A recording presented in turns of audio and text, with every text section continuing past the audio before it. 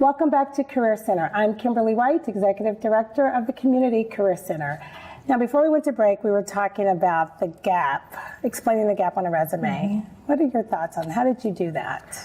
So I probably have a different answer than Gina does, coming from an HR background, but I absolutely owned my gap, and I took those years. There were about 5 years when I was absolutely working. I wasn't getting paid, but I was working hard with my kids.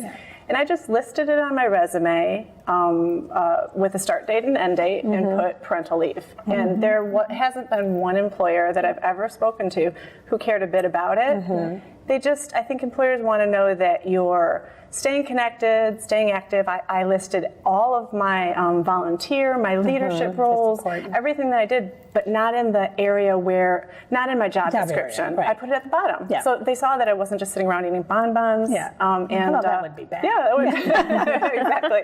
But so I don't know, Gina, what do you think? I think that's exactly what I suggest to my clients to do. You're going to be asked about the gap on your resume. It's going to be there. Be honest about it. Be prepared to answer what you were doing during that time that there was a gap, and be prepared to explain ways that you were staying connected. There's nothing wrong with the gap at all. In fact, it's more common than ever. So people are home with kids. People are taking care of aging relatives. People are maybe on a sabbatical or a military deployment, whatever it may be. The gap is there. It's how you handle it in the interview or in the discussion. And I think exactly what you said. Are you staying connected with volunteer organizations, working in your community, taking classes online or in person, any of those types of things? So really sharing what's relevant and not much more. You don't need to go into a lot of detail, right? No, not a lot of detail, but enough to let them know, hey, I may have been off during this period of time, but there are a lot of ways that I was still learning. I can still have a conversation. I read the paper. Very good. So I know, Michelle, you and I talked about returnships before. What are your thoughts on, explain what those are. Absolutely. So I first heard about returnships when a Naperville mom, Brenda Barnes, the late Brenda Barnes, who took a 7-year gap, returned to a position, and ended up being the CEO of Sara Lee Corporation. She was promoting returnships at Sara Lee years ago. They were pretty high end, like chief legal counsel and CFO and such. So. But now there are about 160 companies worldwide who offer company-sponsored returnships, and it's basically just an easy way to get relevant, recent experience on your resume. And they're generally flexible. They may be short-term. They may not always lead to a job, but they're just a great opportunity to let you think internship. You're returning to the workforce, and men, women. I just think it's a great way to get back in the game. And so when you're thinking about challenges people face in the workplace, or as they're re-entering the workplace today, a returnship would be something to kind of take the edge off a little bit. Absolutely. Build that confidence up, and I think just having something nice and corporate on your resume, something impressive that you're not the first. It's not your first opportunity to be back. You've already done some. Pick 1 or 2 or whatever returnships, whatever makes you comfortable. And everyone has kids at different ages. If you're a stay-at-home mom and you're going back, maybe you don't want 50 or 60 hours a week. You just want to check it out and see where you fit. What are some challenges that people that you have found and your clients are facing as they try to re-enter the workforce? Well, I think confidence is one of them, and I think you probably can relate to that with some of the clients that you see, especially somebody who's had a gap, who's been home maybe with kids for a while, and they really are discouraged, or they minimize really what they do have and can bring to the table. They're their own worst enemy in that way, because sometimes they need the help of a career coach to really take the veil off of their eyes and say, look at this great stuff you did. Not only did you have this full career before you took a change in your life and maybe were home for a while, but you've also been doing stuff while you've been home. We can take this, we can market this, and this is going to be valuable to an employer. But sometimes there's just a confidence challenge that has to be overcome before somebody can see that for themselves and really kind of believe in themselves and get out there. Absolutely. Yeah, and I would add to that in saying that know what you want, kind of have an idea, do some to speak with a career coach, look at some jobs that would appeal to you. I know that I've in my past, had companies create roles for me because I was so hyper-focused on what I wanted and they saw I could do it. Yes. That does happen. And so don't just settle for what's on LinkedIn or Indeed or what's out there.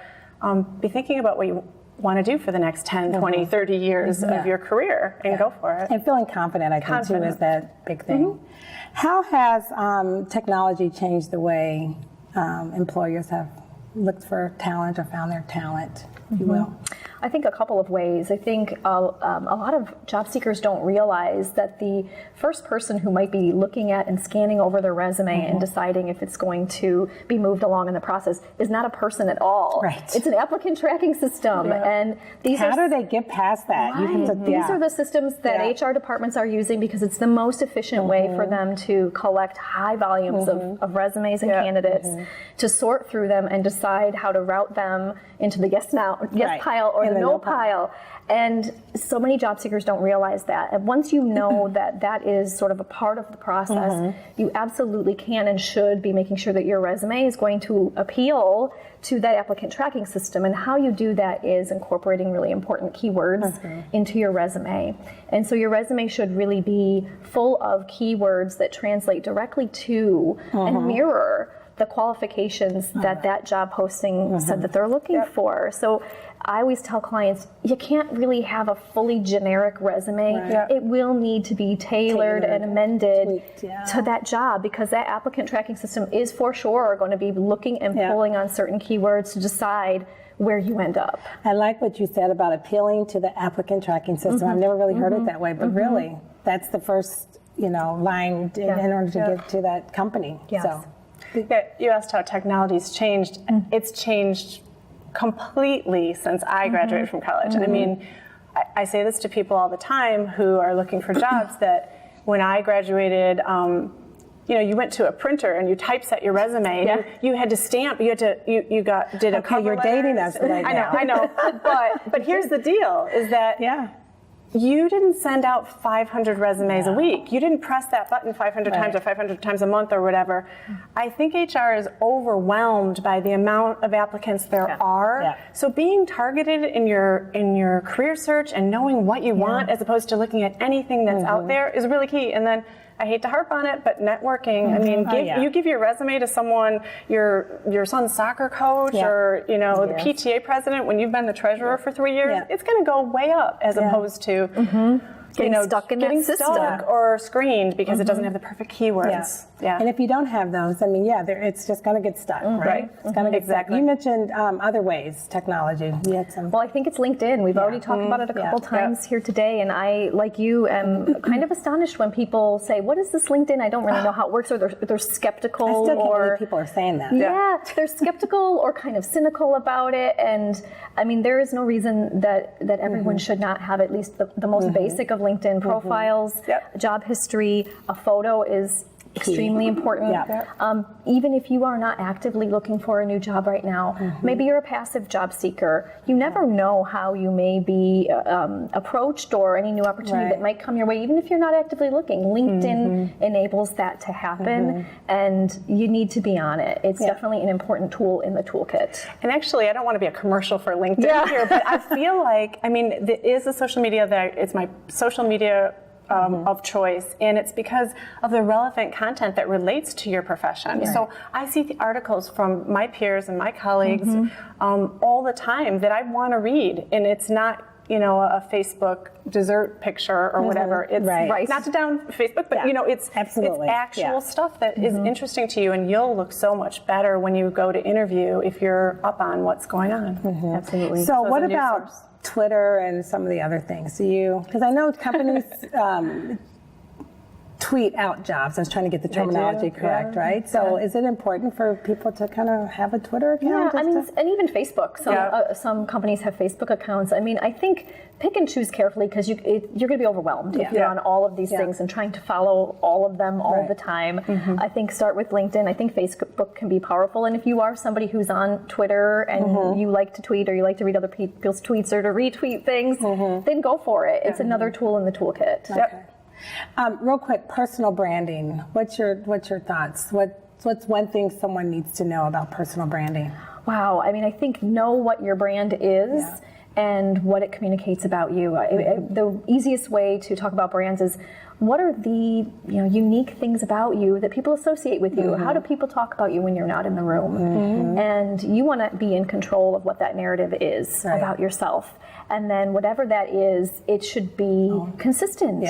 The experience that somebody has of your resume, of you in person during an interview, is the experience that they want to have of you when you're on the job. So make sure you know your brand, you're cultivating your brand, and it's consistent for that person on the other end. Okay, well, hey, I teased everyone at the beginning that you're going to share a piece of advice to job seekers.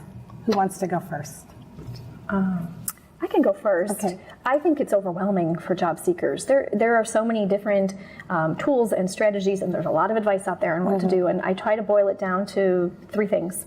If you can work on being a triple threat in these areas, you'll be on your way. And what those areas are is being a triple threat on paper, online, and in person.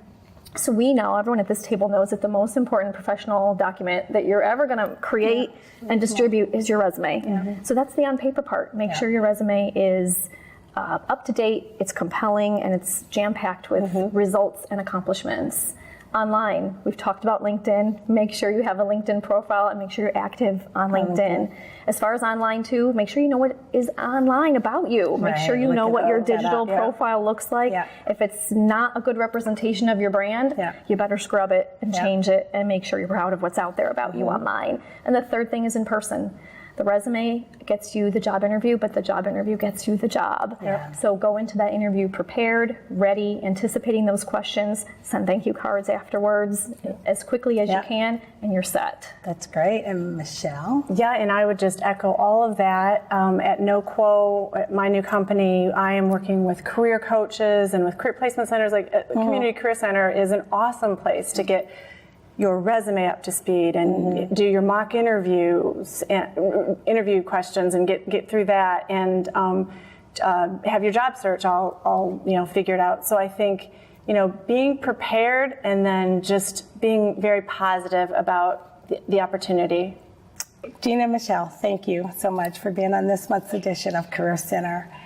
And to our television audience, if you're unemployed, underemployed, or seeking a career change, visit the Community Career Center at 1815 West Diehl Road, Suite 900 in Naperville, or search us on the web at communitycareercenter.org to learn more about the resources available to you as you search for your next success.